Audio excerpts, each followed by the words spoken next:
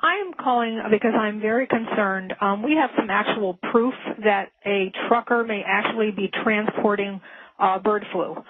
We have a federal agent who is aware, who has taken the documents to many agencies, including New York State Police, the FBI in many, many states, infection control disease. And what this trucker reported was that he works for Department of Homeland Security. He's a Spanish man who is trucking an independent truck. He goes down to the corner of Broadway and Clinton in Albany, New York at the Department of Homeland Security facility every single evening for loads. He said there are Raymore and Flanagan's and J.B. Hunt trucks ahead of him loading, that he has taken loads from a silo above Glens Falls. His truck actually was lowered into the ground into a silo. When the truck came out of the ground, he was given a shot in his arm told to protect his family. He transported iced, refrigerated loads to the Pentagon, Baltimore, Maryland, Tucson, Arizona. He was told that he told the federal investigator how he's getting paid through the Bank of America with a number.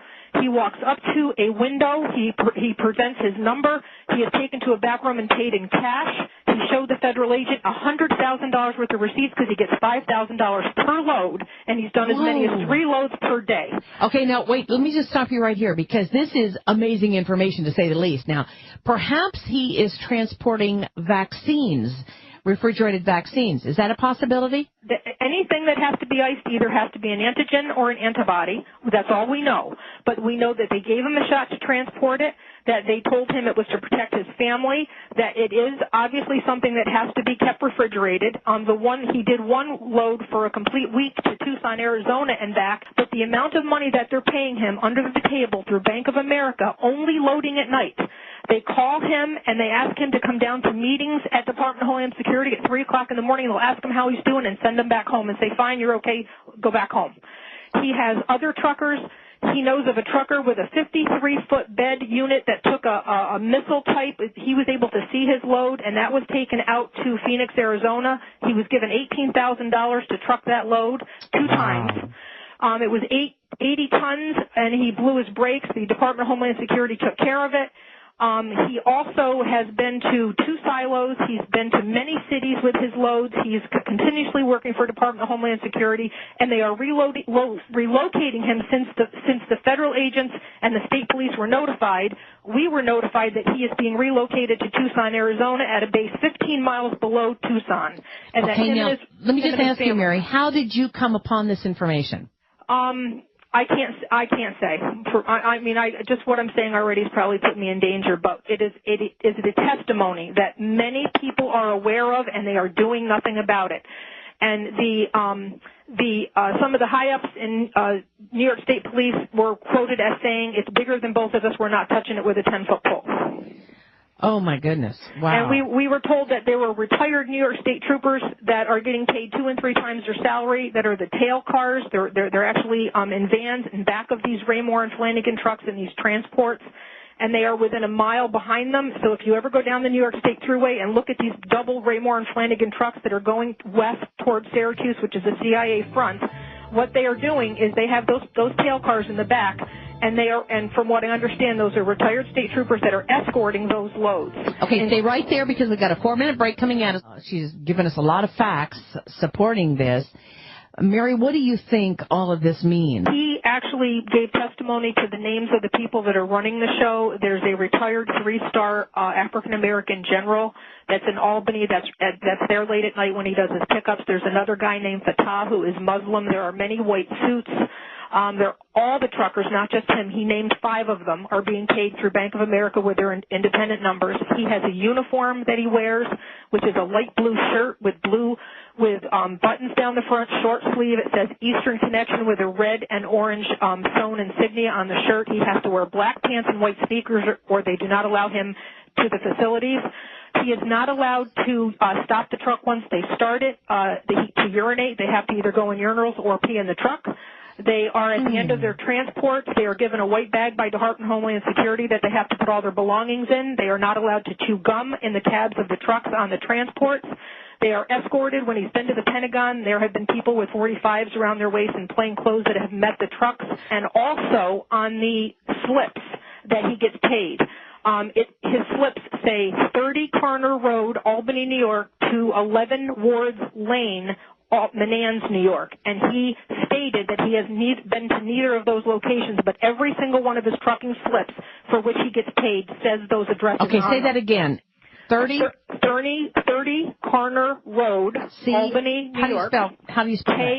Karner. Mm-hmm. 30 Carner Road, Albany, New York, to 11 Wards Lane, Menands, New York. How do you spell Menands? Menands. And he's also been transported by Menands police to the city limits when he leaves the facility with a load, and they turn around at the city limit and return as he progresses on with his transports. Okay, now my question is, why did he begin talking about this, or who did he decide to tell this to? Obviously, he knows that he's not supposed to be telling anybody this information. The impression that I got from the agent that I spoke to, because many people got this, I guess they have sent this to a lot of agencies, is he spoke to someone that he knows personally, and he didn't think he was doing anything wrong. He just thought he had a good gig. I think he just thinks he has a good gig with the government. When he was giving the testimony, it was an innocent testimony, and they did not bring up FEMA trains, bird flu, and any of that because they didn't want to tip him off that, that he might be doing something wrong because these people have their claws in him hour by the hour, all day long. Okay. This man said that the government told them that if he's good to them, they'll be good to him, and that they were going to take him to a place called Sandy Point in Maryland on the water for government people where it's safe when this was over, and then they have since sent him now to Tucson, Arizona with his family to relocate him on base housing, and all he has to pay for is food because this investigator has spoken to him 3 times.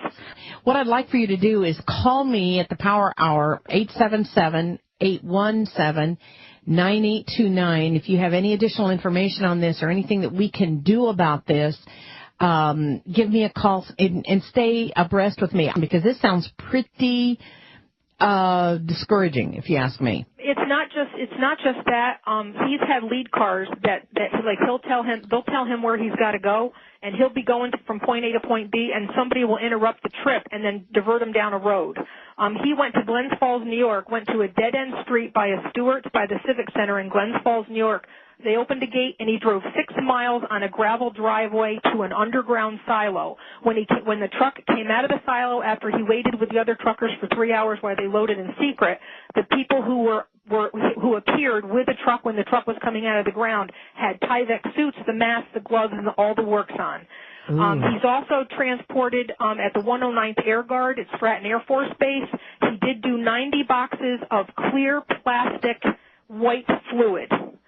He did see that load. Rarely does he see his loads, but apparently he loaded that at the C-130 at the 109th Air Guard. And he's done a lot of loads with these types of things, medical supplies, equipment, but specifically refrigerated to Tucson and to the Pentagon and to Baltimore. And I think that's it's up to no good. Along the New York State Thruway, there are miles and miles of car carriers that they've been adding to. There has to be 30 miles of them right now sitting on the track since before Christmas.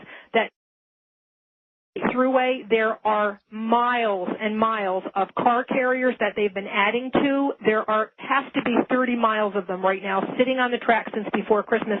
That could fit my whole city in this thing. Once you get around that bend near the bridge, you'll see how long it goes. I'll keep the camera running. We're at 20 minutes right now, film I've taken.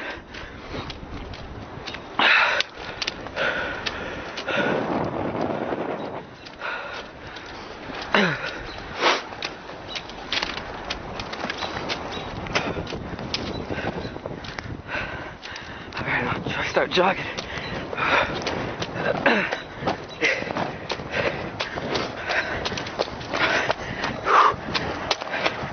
You don't need shackles and benches when you think about it, because who gives a shit? We're all gonna be put in an oven or gassed. Why does it matter?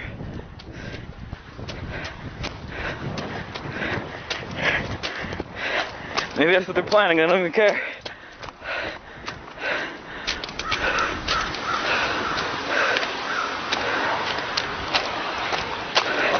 Take a look. Get out here. Look at that. Still going all the way down. It's wide open. Doesn't end. It goes all around the bend in here.